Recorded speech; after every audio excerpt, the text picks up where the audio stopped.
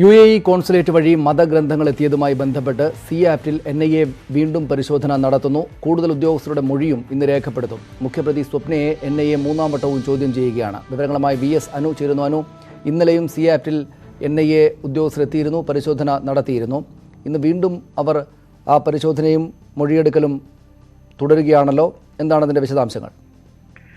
സരീഷ്, ഏതാണ്ട് 10 മണിയോട് കൂടിയാണ് NIA സംഘം വട്ടിയൂർക്കാവിലെ സിആപ്റ്റിന്റെ ഓഫീസിൽ എത്തിയത്. ഇവിടെ വാഹനങ്ങൾ കൈകാര്യം ചെയ്യുന്ന ഉദ്യോഗസ്ഥൻ, അതായത് UAEയിൽ നിന്ന് വന്ന മതഗ്രന്ഥങ്ങൾ വിവിധ ഇടങ്ങളിലേക്ക് കൊണ്ടുപോയ വാഹനങ്ങൾ കൈകാര്യം ചെയ്യുന്ന ഉദ്യോഗസ്ഥന്റെ മൊഴി ഇന്നലെ രേഖപ്പെടുത്താൻ കഴിഞ്ഞില്ല. ഇയാൾ കൊല്ലം സ്വദേശിയാണ്.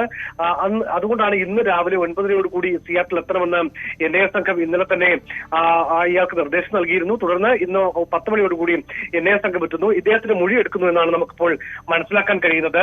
അതായത് മതഗ്രന്ഥങ്ങൾ കൊണ്ടുപോകുന്ന വാഹനത്തിന്റെ GPS ഓഫ് ചെയ്തിരുന്നു എന്ന ഒരു വലിയ ആരോപണം നേരത്തെ തന്നെ വിവിധ ഇടങ്ങളിൽ നിന്ന് ഉയർന്നിരുന്നു. ഇത്തരം കാര്യങ്ങളൊക്കെ ചോദിച്ചറിയും. മാത്രമല്ല, എത്ര പാക്കറ്റുകളാണ്, ഏതൊക്കെ സ്ഥലത്തേക്കാണ് കൊണ്ടുപോയത്, ഇതിൽ ഏതെങ്കിലും അസ്വാഭാവികത നിങ്ങൾക്ക് തോന്നിയിട്ടുണ്ടോ, അല്ലെങ്കിൽ ആരാണ് ഇത് കൊണ്ടുപോകാൻ നിർദ്ദേശം നൽകിയത്, എവിടെയൊക്കെ ആരുടെ പേരിലാണ് ഇത് ഇറക്കിയത് എന്നതടക്കമുള്ള കാര്യങ്ങളിൽ ഒരു കൃത്യത വരുത്തുക എന്നുള്ളതാണ് NIA സംഘത്തിന്റെ ലക്ഷ്യം. നേരത്തെ തന്നെ ഇതുമായി ബന്ധപ്പെട്ട് മന്ത്രി അടക്കമുള്ളവരെ ചോദ്യം ചെയ്യലിൽ നിന്നും NIA സംഘത്തിന് കൃത്യമായ വിവരങ്ങൾ ലഭിച്ചിട്ടുണ്ട്. പക്ഷേ അക്കാര്യം ഒന്നുകൂടി ഉറപ്പിക്കുക എന്നുള്ള ലക്ഷ്യമാണ് NIA സംഘത്തെ സംബന്ധിച്ച് ഇന്നത്തെ പരിശോധനയിലും നമുക്ക് വ്യക്തമാകുന്നത്. സരീഷ്, ഇതുമായി ബന്ധപ്പെട്ട് കൂടുതൽ പരിശോധന നടത്തേണ്ടതായി വരുമോ? ഇന്നലെ ഇത് ഏതാണ്ട് ഒരു 2-3 മണിക്കൂറിലപ്പുറം നീണ്ടിരുന്നില്ല എന്നാണ് എൻ്റെ തോന്നൽ, എൻ്റെ ഒരു ഓർമ്മ. അത് കൂടുതൽ പരിശോധനകൾ നടത്തേണ്ടതുണ്ട് എന്ന ഒരു നിലപാടിലാണോ NIA?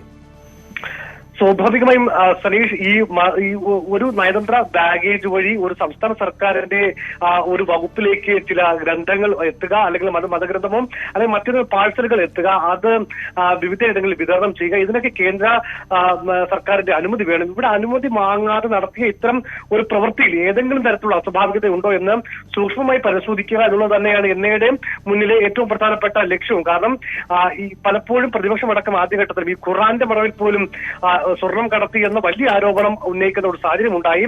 സ്വാഭാവികമായും NIAയ്ക്കും അത്തരം സംശയങ്ങൾ ഒരുപക്ഷെ ഉണ്ടായേക്കാം. അത്തരം കാര്യങ്ങളിൽ കൂടുതൽ വ്യക്തത വരുത്തുക എന്നുള്ളത് തന്നെയാണ് NIA സംഘത്തിന്റെ ലക്ഷ്യം. ഇന്നലെ സിആപ്റ്റിന്റെ, അതായത് മതഗ്രന്ഥങ്ങൾ എത്തിയ പാക്കറ്റുകൾ വരുന്ന സമയത്ത് സിആപ്റ്റിന്റെ മാനേജിംഗ് ഡയറക്ടറായിരുന്ന M അബ്ദുറഹ്മാന്റെ മൊഴിയും NIA സംഘം ഇന്നലെ രേഖപ്പെടുത്തി. അദ്ദേഹം ഇപ്പോൾ മറ്റൊരു സ്ഥാപനത്തിന്റെ MD ആണ്. അത്തരത്തിൽ അവിടെ അന്നുണ്ടായിരുന്ന പ്രധാനപ്പെട്ട ഉദ്യോഗസ്ഥർ, ഫിനാൻസിലെ ഉദ്യോഗസ്ഥർ, ഈ പറയുന്ന സ്റ്റോറിന്റെ ചുമതലയുള്ള ആൾക്കാർ, ഇവരുടെ എല്ലാവരുടെയും മൊഴി വിശദമായി രേഖപ്പെടുത്തുകയാണ്. ഇന്നും ഒരുപക്ഷെ പരിശോധന വലിയ ഒരു സമയത്തേക്ക് നീളില്ല എന്നുള്ള സൂചന തന്നെയാണ് നമുക്കിപ്പോൾ അവിടെ നിന്നും മനസ്സിലാക്കാൻ കഴിയുന്നത്. സനീഷ്, ശരി, നന്ദി അനു വിവരങ്ങൾക്ക്. മറ്റ് വാർത്തകളിലേക്ക്. മുഖ്യമന്ത്രി സ്ഥാനത്ത് നിന്ന് പിണറായി വിജയനെ നീക്കണമെന്നാവശ്യപ്പെട്ട് UDF കൺവീനർ ബെന്നി ബെഹനാൻ സീതാറാം യെച്ചൂരിക്ക് കത്തയച്ചു. മുഖ്യമന്ത്രിയുടെ ഓഫീസിനെതിരെ ഗുരുതരമായ ആരോപണങ്ങളാണ് ഉയർന്നിരിക്കുന്നത്. പാർട്ടിയുടെ സംസ്ഥാന സെക്രട്ടറി കോടിയേരി ബാലകൃഷ്ണന്റെ മകനും ചോദ്യം ചെയ്യലിന് വിധേയനായി. അഴിമതിക്കെതിരെ പോരാടുന്നതിൽ തത്വപരമായ നിലപാട് സ്വീകരിച്ച പാർട്ടിയാണ് CPM എന്നത് ശ്രദ്ധിക്കണമെന്നും ബെന്നി ബെഹനാൻ കത്തിൽ പറയുന്നു.